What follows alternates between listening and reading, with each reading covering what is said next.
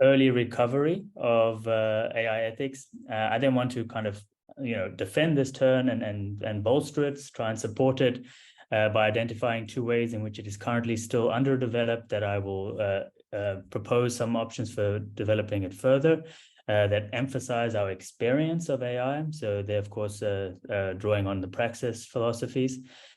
I'm going to then explain what the potential benefits are of this kind of bolstered relational AI ethics will look like, and detail what this ethics doesn't yet do and what the future work might look like.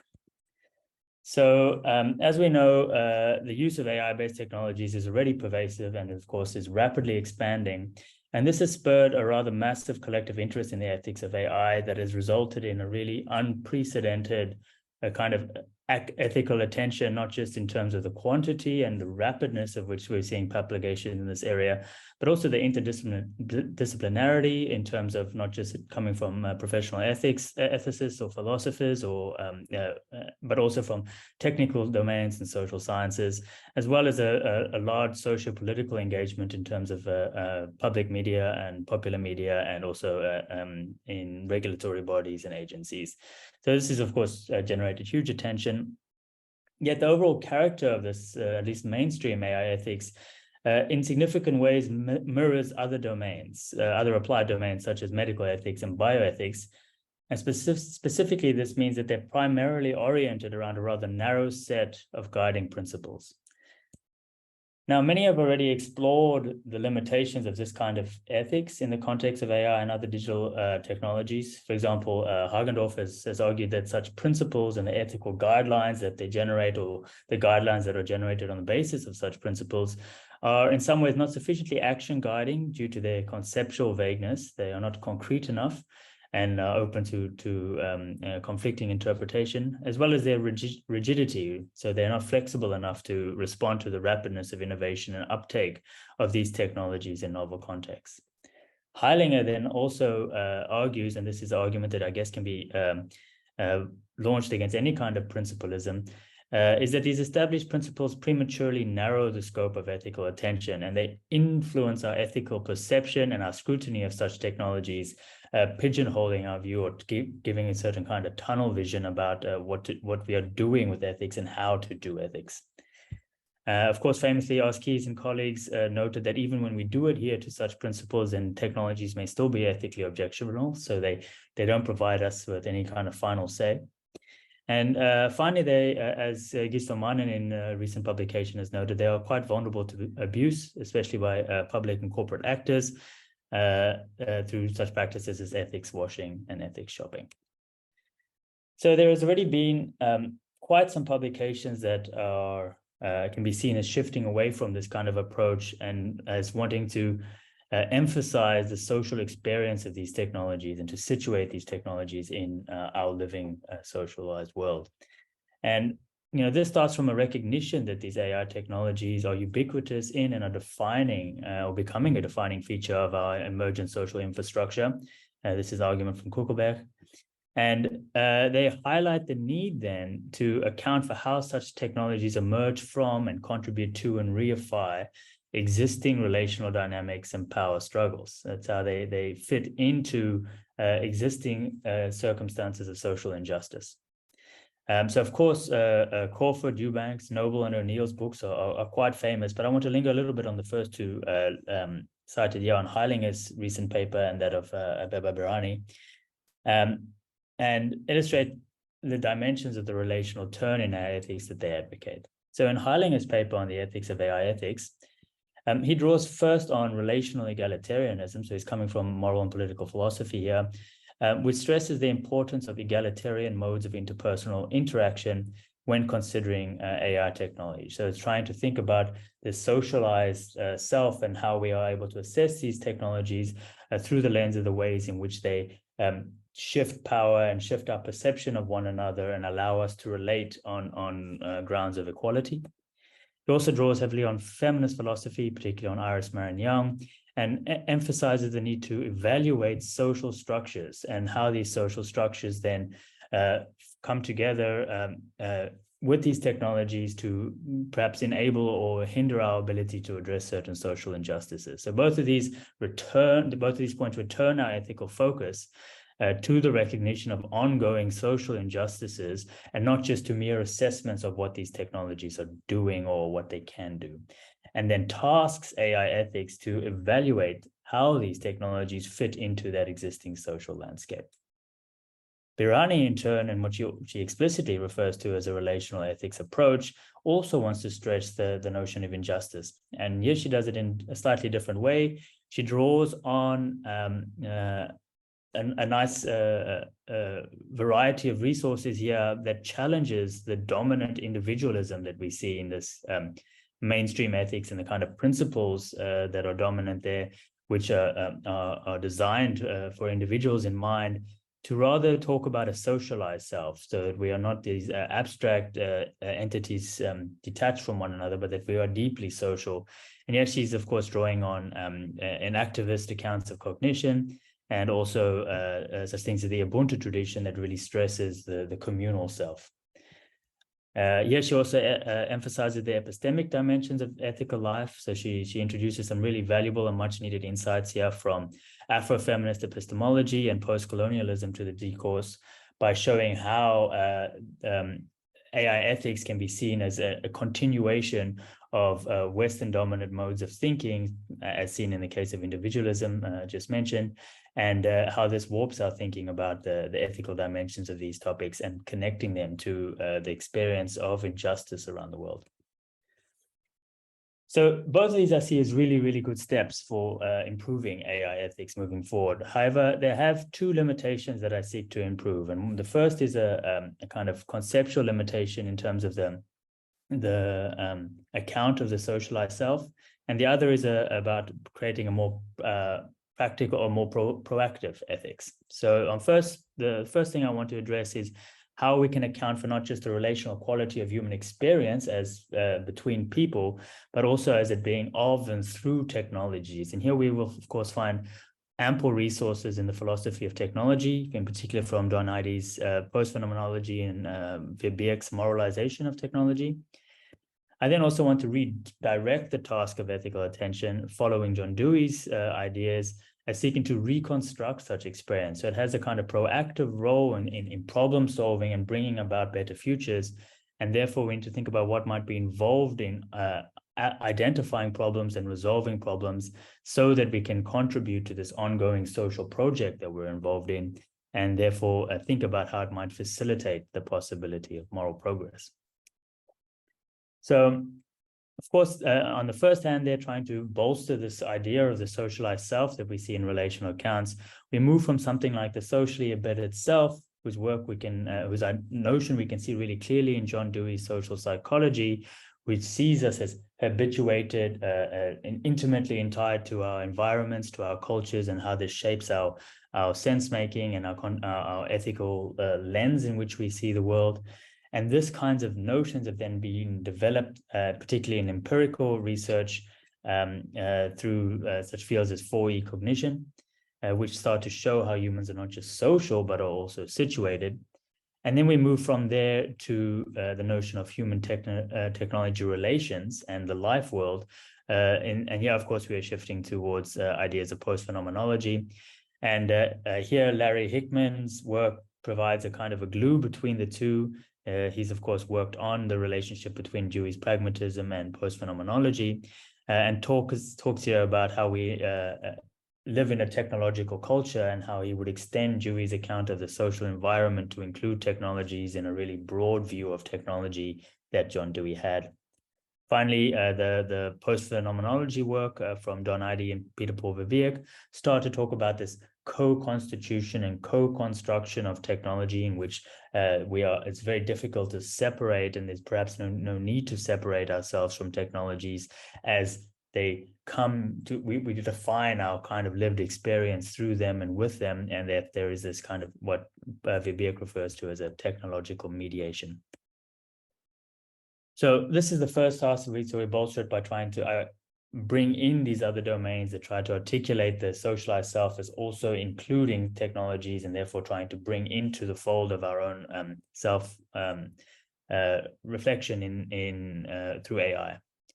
And so the second task is then to think about the ethical tasks of what AI ethics is doing. And so we can, of course, draw on these two domains again in post-phenomenology and pragmatism. And so a post-phenomenological relational ethics has already somewhat been developed by Verbeek in his book on moralizing technologies, where, of course, as I just mentioned, he elucidates the moral salience and the importance of technology as mediating our lived experience and our ethical evaluation of the world, and proposes an ethics of accompaniment, which is the idea that we shouldn't separate the task of ethics from technologies that's deeply embroiled in it. And we need to think not about how we can kind of chain technologies or put ethics on top of these technologies, but rather think about how we accompany them, how they move with us in our sense making and in our lived experience. Langsdorff relational ethics and the primacy experience does a similar thing, drawing on a different set of resources. Particularly, she's drawing on Husserl here. But she proposes a relational ethics that is then focused on moral insight. So this is about learning how we can see the world through these technologies and appreciating how they shape our modes of seeing. And that they might, when we appreciate this, we can recognize ethics as concerning the possibilities for responding to multi-stability. So multi-stability is a phenomenological concept that speaks to the ways in which the human technology relationship bring about a distinct phenomenon. So a pragmatic relational ethics, on the other hand, then we can see from Larry Hickman's work on the philosophical tools for technological culture that it advocates Deweyan pragmatic ethical method in the ethics of technology that focuses on the experience, that is our use of technology, how we experience technology, how it comes to shape us. It has features of experimentalism, so it's about trying to experiment with new modes of living and introducing new methods of assessing. And it adopts an ethical pluralism, so we don't have any firm ethical moral theory resources or principles, but rather these are useful guidelines for moral inquiry that must start from the ground up and by evaluating the experience of technology. And so Hickman, of course, argues that this provides a flexible and adaptive framework for thinking about technology that is yet to be applied to AI, and I think can do well here, especially when we pair this with something like Emily Humbert's work. Of course, in a different context, she works on non-human animal relationships and thinking about ethics there. But the Deweyan ethic she describes there and builds there adds valuable aspects of Dewey's philosophy to this account, such as his naturalism, his fallibilism, which is, of course, the idea that we don't need perfect solutions. We don't need solutions that are for now and for all time, but that they might be faulty, and we must embrace that and recognize that this gives us opportunities for continued reflection and for doing better in future and for learning, and also that it is meliorist. So this is the idea that it's connected to a possibility of progress, that we can, through such methods, arrive at better outcomes in the future and improve this moving forward. So the kind of unified relational ethics I propose in the paper seeks to combine these insights of phenomenology and pragmatism. And thereby it stresses the deep co-constitutive character of human technology relationships and looks to include fully the role of AI technologies in our lived moral experience.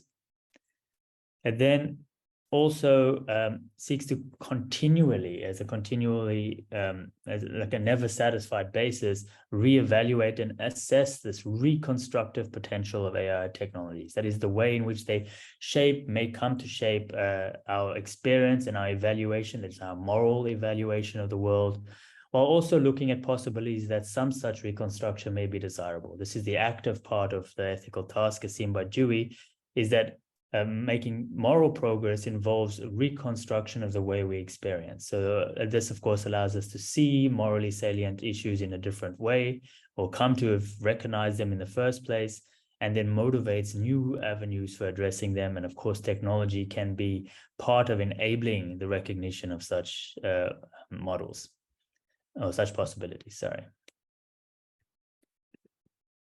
So how might a relational ethics like this help overcome the issues identified at the start of this talk? Well, of course, it avoids the rigidity of ethical principles and other top-down ethical approaches in favor of starting from our experience of AI. So it's a bottom-up approach. And it avoids the ambiguity of ethical principles by actually necessitating moral inquiry. So it promotes the doing of ethics instead of the ticking of boxes.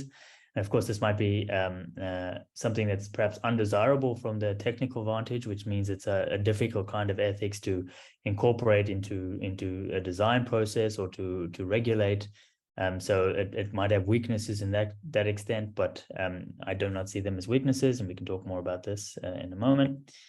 It of course also responds to the fluidity concern in that AI is such an innovative domain that is changing all the time, that allows us to embrace this fallibilism and encourage experiment. So to recognize that we need to be dealing with content live, dealing with it in a as robust a way as we can, and encouraging us to experiment with solutions and with thinking about how we can improve matters moving forward. Finally, and this is the key point for me, is that it permits a more proactive ethics that's rooted in the possibility of moral progress. So it seeks not just to leash or to tame AI, but promote future modes of living well in which AI might be a serious part. And so it builds into this the possibility that we have a kind of techno-realist position, and that we start to think about what possibilities are promised by these technologies, as we, of course, try to constrain them in the ways in which they might hinder future desirable modes of living. So where to from here? So this paper, I think I primarily tried to provide a robust theoretical background for relational AI ethics by, of course, tracing some of the ways in which post-phenomenology and pragmatism can complement each other here. The vital task that is, of course, still to come is the practical application of such an ethics. And Dewey would, of course, have really advocated that this needs to be practical. And so this would involve detailing through the consideration of particular AI-based technologies what such an AI ethics would involve, e.g. what kind of tools we would need to deploy, not only to recognize the reconstruction of experience spurred on by AI, but to evaluate these without perhaps falling victim to such things as status quo bias. And if we can do this task compared with the paper that I'm presenting, then we might take a step toward the development of what might be thought of as a mature relational AI ethics. Of course, there is a massive conceptual issue that is absent in this paper that needs to be addressed, and this is to articulate how such an ethics might address the issues that arise in the context of what John Dana has recently called an axiological futurism. And this is what he argues for the need to study the future of values and of future values. And the idea here is that it might be a difficult task, indeed it is a difficult task, to try and imagine how values might change in the future and how we might evaluate the desirability of those values from our current vantage. And therefore, especially in a kind of increasingly AI mediated world, this issue becomes really salient. So these are, of course, the references that I've mentioned here. Thank you very much for your time. There's my address, and I look forward to the discussion. Thank you, Jason, for a fascinating presentation. So now I'm looking forward to your thoughts, comments. I'm sure you have questions, ideas, reactions to what Jason presented to his relational turn thoughts.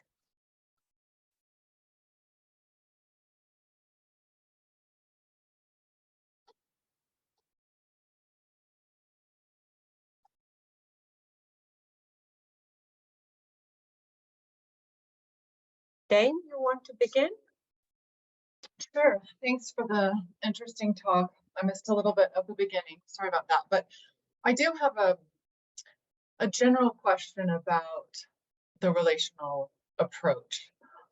And that is, how is it conceptually distinct from sort of the legal concept of, if you will, personhood, or the legal concepts already at play in determining how we should interact, what protections, duties, and so on we should ascribe to entities on the basis of their social functions, the roles they play in society. So is there a fundamental difference? Would you say that the legal context is kind of where we see the relational turn already taken, or is it distinct, if that makes any sense? Yeah, thank you for that question. I hadn't thought about this in terms of the legal context. I feel like the legal context, at least the kind of proposals I'm seeing there, are also hampered in some ways in terms of thinking about us as this, in terms of the way in which they want to distinguish human experience from the technology. So in terms of thinking about human actors as concrete, abstract, and also distinct entities from technology. So this kind of abstractness, of course, speaks to this criticism of individualism that we saw in Barani's paper.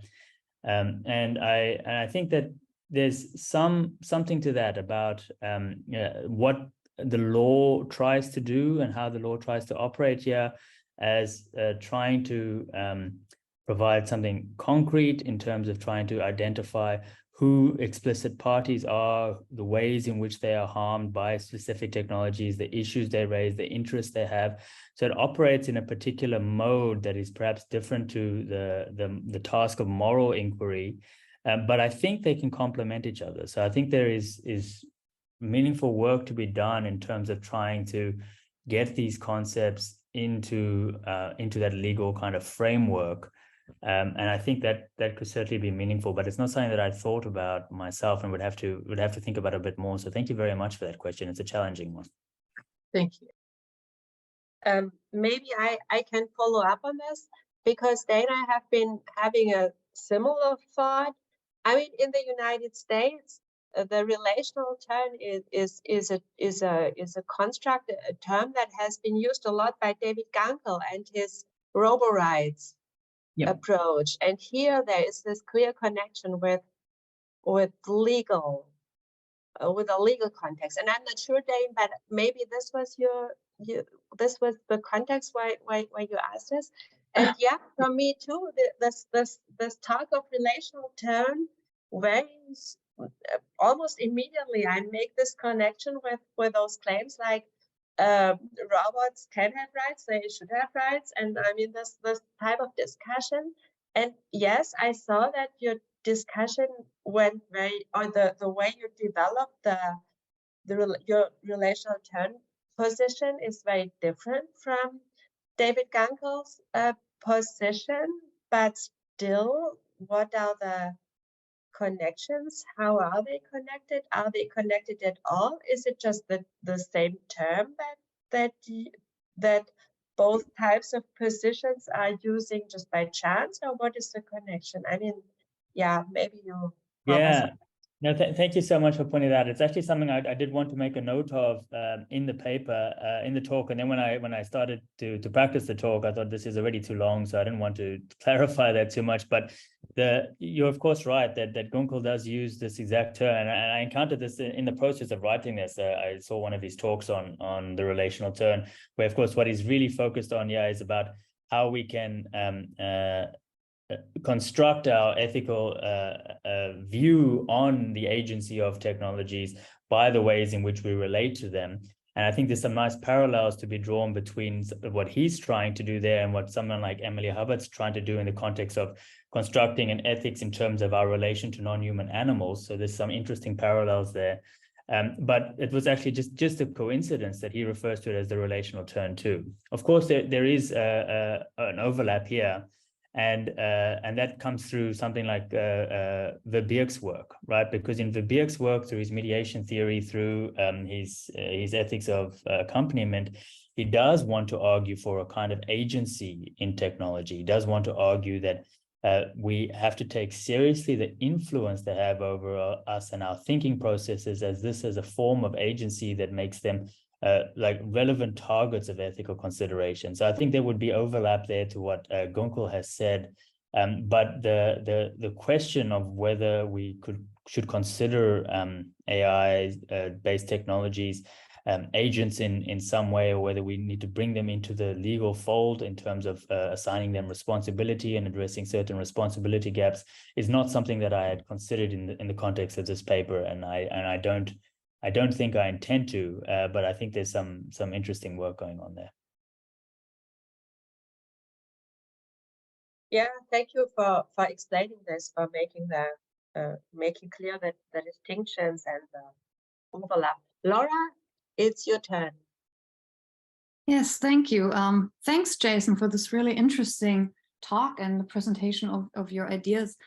So I have a bit of a different question. At the end of your talk, you mentioned about that the next step would be to make this more practical, or bring this to certain specific issues, I suppose.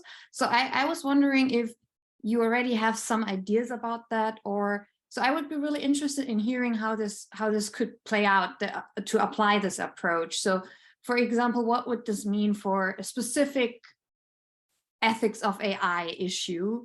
Or are there like a specific examples that you already have in mind? I'm just trying to kind of get to how would this look in practice, or how would this change a specific ethical issue, how we're discussing it, to how we would approach it under your suggestion, basically. Yeah, so I mean, I of course put this slide in this section, the slide in at my own peril, right? This is work to come. This is work that I want to do and haven't set out. But what I have in mind, is to potentially use such an ethics to evaluate various technologies that we might call moral technologies that have a bearing on how we morally sense make, or how we make moral decisions, or which make decisions on our behalf that are morally relevant. Or have potentially harmful consequences. So I'm particularly thinking about technologies such as nudge technologies and smart technologies that we might find a way of assessing them through this technology by asking them how they allow us to understand the nuances of different problems, or perhaps how they might hinder us in understanding and identifying morally salient problems. Because I see this as central to this ethics, is trying to make us aware of the way in which we are experiencing the world through these technologies. And so they might warp our conception of, or start to gradually shift our conception of what is right or wrong, or what is suitable, and therefore also open or potentially close off options for addressing these. So I would particularly be interested in, if anybody has literature or thoughts on or ideas for particular technologies that might be worth evaluating in this context, because I'm quite interested in the possibility of moral progress. And so I would like to evaluate how they might, undermine perhaps moral capacities, moral reflection, or help, right? And how this might either help us to realize more firmly instances of moral progress in the future. So to help us thinking more proactively about what ethics can do in this domain.